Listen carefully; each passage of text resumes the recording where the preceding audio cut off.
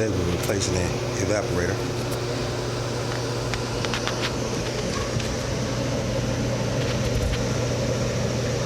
That thing is leaking like the Titanic.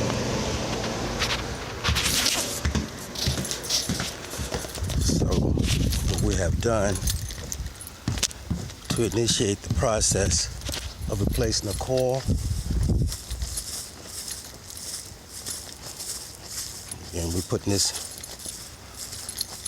little nice clean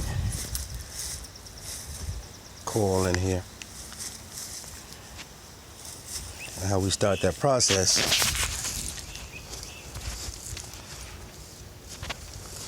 I pump down the system.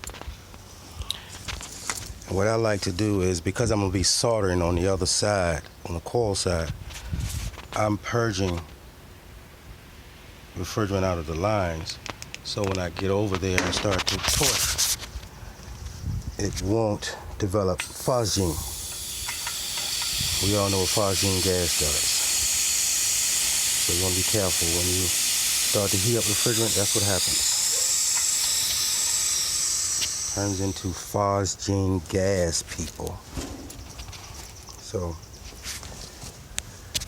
I just took this Schrader valve out of that end and just let it blow out. Then I get to removing the coil inside.